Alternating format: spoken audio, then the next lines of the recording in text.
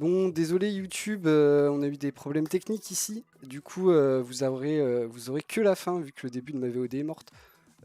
Tant pis, sachez que c'est disponible sur Twitch pendant 14 jours si vous voulez voir en entier. Et après, ça disparaîtra à jamais. Du coup, on reprend avant d'être trop en retard. On était sur les futures générations Intel avec du coup Alder Lake et Raptor Lake. Alder Lake qui ira normalement jusqu'à 16 cœurs et 24 threads. Et Raptor Lake, lui, irait jusqu'à du coup 24 cœurs et 32 threads. Donc toujours plus fort, toujours plus puissant. À voir, c'est bien gentil hein, de mettre toujours plus de cœurs, tout ça. À voir déjà si on aura des vraies différences entre Alder Lake et Raptor Lake. Jusqu'à pour l'instant, on nous annonce que ce sera une suite assez simple, potentiellement pas de changement de socket, donc de carte graphique, tout ça. Carte mère plutôt. Et, euh, et aussi, on attend beaucoup de savoir, bon, on aura du 10 nanomètres pour Alder Lake, c'est sûr. Si c'est autrement, c'est qu'il se passe un problème. Mais ce qu'il en est de la DDR5, qui devrait normalement être prise en charge dès Alder Lake, mais on verra, vu qu'Alder Lake est quand même attendu pour fin octobre, un truc comme ça paraît vachement tôt hein, pour la DDR5, même si on l'attend fin d'année, ça paraît quand même vachement tôt. Et aussi le PCI Express 5.0, on a vu les premiers SSD NVMe qui utiliseraient cette norme pourraient atteindre des débits de 14 Go en lecture et 9 Go en écriture, ce qui est à peu près le double de ce qu'on fait à l'heure actuelle en PCI Express 4.0. Du coup, toujours plus, encore et toujours plus. Ça fait envie, vraiment. Mais attention de ne pas trop promettre, hein. On en connaît certains qui ont fait ça et qui sont un peu pris les pieds dans le tapis. Pensez à Cyberpunk, qui a teasé pendant très longtemps être le meilleur futur jeu qui va sortir et du coup qui a été beaucoup décrié à sa sortie. Vu que voilà, quand on promet trop, il y a forcément des gens qui sont déçus. Forcément. Déjà, quand vous promettez pas grand chose, il y a toujours des gens qui sont déçus. Donc, trop de promesses peut tuer un produit. Après, d'un autre côté, s'ils font quelque chose de très correct et plutôt bien, ce sera super bien par rapport à cette 11e génération qui déçoit quasiment tout le monde. On finit avec les cartes graphiques. Première news qui fait encore et toujours mal parce qu'on nous annonce des hausses de prix sur la mémoire utilisée pour les cartes graphiques dédiées. Donc, hausse de prix des mémoires induit une hausse des prix des cartes graphiques qui sont déjà des prix plutôt astronomiques. Forcément, on pleure. On pleure, on pleure. Euh,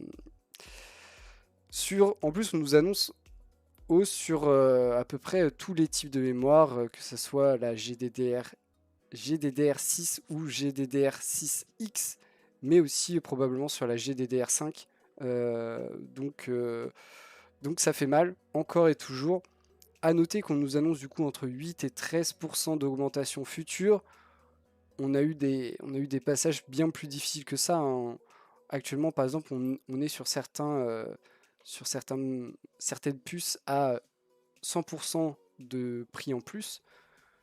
À des moments, on était sur certains produits à 200% de prix en plus, hein. Donc imaginez, le prix qui triple, ça fait mal.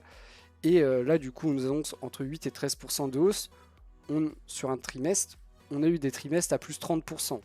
Euh, donc, effectivement, c'est pas la folie, mais il y a une petite tendance qui ralentit un peu la hausse des prix, heureusement, parce que sinon, il y a un moment où plus personne peut se les acheter, ces cartes et ces puces de mémoire. Mais voilà, le retour à la normale sur les prix des cartes graphiques n'est pas prévu pour tout de suite, comme nous l'indiquent ces prévisions. Et ici, on est seulement sur la partie puce mémoire des cartes graphiques. Sachant qu'il n'y a pas que ça sur une carte graphique. Donc, il va falloir attendre encore un peu. Hop, on passe au 3070 Ti. Alors, on va pas refaire le petit speech sur que vaut une 3070 Ti.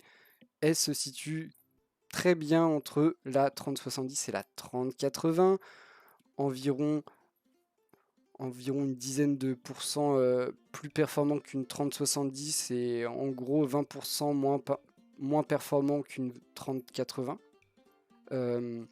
Du coup, assez classique, hein, franchement. Après, 10% de plus que la 3070, on peut se poser la question, est-ce qu'il faut vraiment prendre une 3070 Ti plutôt qu'une 3070? Ça dépendra de votre utilisation et de votre porte-monnaie. Salut Twitch Hugan. Du coup, les prix aujourd'hui à la sortie. Alors j'avoue que autant pour les 3080 Ti, j'étais au taquet à 15h pour voir s'il y avait des trucs de sortie. Autant pour celle-là, j'étais un peu plus en retard. Plutôt 45 minutes trop tard par rapport à la sortie qui était encore à 15h. Peut-être que je peux t'aider si je peux, on voit ça juste après la fin de mon point actu hardware si ça te dérange pas. Du coup, les prix ici, le prix des cartes, bon, on a le prix de la Founders Edition, hein. Celui-là, on en était sûr, 619 €. Ce qu'on était un peu moins sûr, c'est la disponibilité. Visiblement, il n'y en a pas eu. En tout cas, personne d'humain n'a vu ces cartes en stock. Un peu triste, mais trop régulier en ce moment. Ensuite, on a une Zotac qui est au même prix que la Founders Edition. Il s'avère aussi qu'il y a une autre carte qui n'est pas présente dans cette liste, qui est aussi au même prix que la Founders Edition. Mais en général, ces cartes-là, malheureusement, ne sont jamais en stock. Mais du genre, on a le produit, on a la fiche, avec un prix. La carte n'est jamais en stock. Facile de mettre une carte à un prix qu'on ne vend pas. Donc toujours un peu triste. On a mis le prix de la 3080 Founders Edition pour nous faire mal, bien sûr. Mais en réalité, les premiers prix sont plus aux alentours de 1000 €, ici 980 et 1000. Et on en a qui vont quasiment jusqu'à 1300. Toutes ces cartes de du coup 619 pour la Founders Edition à 1300 sont quand même très proches, hein, en termes de performance. Donc imaginez l'écart de prix pour avoir quasiment la même chose, c'est quand même plutôt très dur. L'autre petite chose à noter, c'est qu'on n'a pas, pour l'instant en tout cas, de petits formats. On n'a que des grosses cartes qui... je sais même pas si on a des cartes qui ont seulement 2 ventilateurs. On a principalement des cartes qui sont très grand format, 3 ventilateurs, donc qui rentrent uniquement dans des grandes tours. Et pas trop de versions pour... pas trop de versions pour les plus petites configs en termes de place. Donc on verra, ce sera peut-être aussi dans un second temps, et de toute façon en termes de disponibilité c'est très très faible. Par exemple sur Top Achat, on a eu 3 références, pas une seule à moins de 1000 €, hein. Les moins chères à 1089 avec la MSI et la KFA2. Et si vous en voulez une premium qui n'est pas vraiment beaucoup plus performante, et bah vous avez la Asus qui est quand même 200 € plus cher que les autres. Il doit y avoir du RGB, hein, sur la Asus, tout de même pour 200 € plus cher. Donc vous voyez, ça c'est la disponibilité réelle qu'on a eu aujourd'hui, et pas le nombre de références qui a été mis en ligne. C'est quand même assez triste, vraiment. Et du coup, on finit avec les stocks. Bon, c'est simple, il n'y en a aucune en stock là ce soir. Il y en a eu déjà très peu de mise en disponibilité aujourd'hui, mais alors avoir du stock le soir, c'est quasiment impossible. Et comme vous le voyez ici, même c'est la moins chère, cette MSI, qui est du coup aussi grand format, qui est moins chère que la Founders Edition.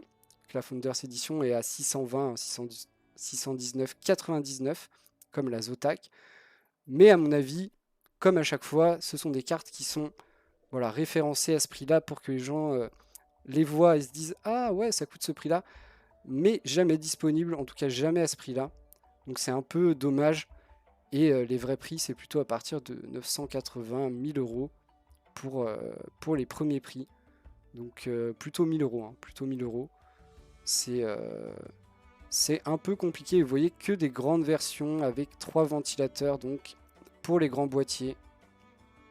Ça c'est sûr qu'en termes de compatibilité, on n'a pas pensé plus que ça aux petites configs.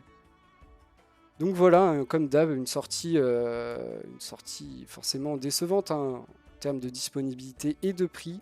Et encore une fois, je n'ai absolument pas vu de Founders Edition disponible, même pas de screen de personnes qu'on dit où. C'est bon, j'ai réussi à l'avoir. Absolument zéro.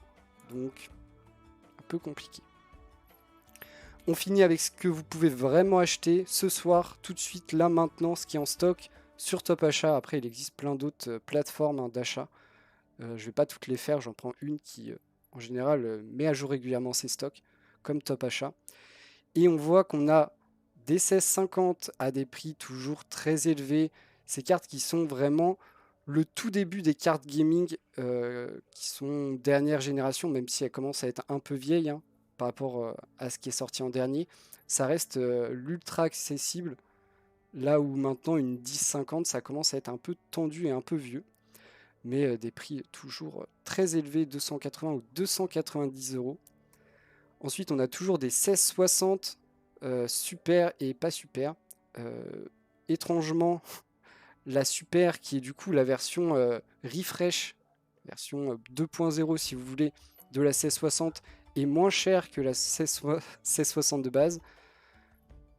Honnêtement, si vous êtes prêt à mettre ce prix-là et acheter cette carte, prenez la super qui est moins chère plutôt que la non super qui est plus chère. Et après, on passe directement aux 6700 XT qui sont à quasiment 1000 euros, à 950 pour les moins chers avec la MSI et la Power Color. Une Asus à 990 et les ASRock qui sont largement au-dessus de 1000, qu'on connaît bien. Et pour finir, les 6900 XT qui sont à des prix juste insane. Franchement, premier prix de 6900 XT à quasiment 2000 euros. Et si vous voulez mettre toujours plus, hein, vous avez une petite version à 2650. C'est beaucoup. C'est beaucoup trop. Donc des stocks toujours un peu compliqués et des prix qui font toujours pleurer des larmes de sang. Un jour, peut-être, en tout cas je l'espère, on aura le retour des cartes graphiques en stock, disponibles à des prix corrects pour que tout le monde puisse acheter sa petite carte et jouer à son jeu vidéo tranquillement, sans avoir à se battre et à vendre un bras ou un rein pour s'acheter sa carte. En tout cas, c'est pas pour tout de suite et visiblement, les deux nouvelles références de Nvidia, 3080 Ti et 3070 Ti, qui sont des très bonnes cartes, sont très peu disponibles, même si elles sont bridées pour le minage, donc censées pas intéresser les mineurs d'Ethereum, et bah il n'y en a quand même pas assez pour tout le monde, et visiblement il n'y en a pas assez tout court. Donc il va falloir trouver d'autres solutions. On verra ça dans les prochains jours. En tout cas, on va conclure là-dessus. J'espère que vous avez passé un bon moment. Encore désolé pour le bug. Du coup, désolé YouTube, vous aurez une toute petite VOD avec que la fin. Tant pis.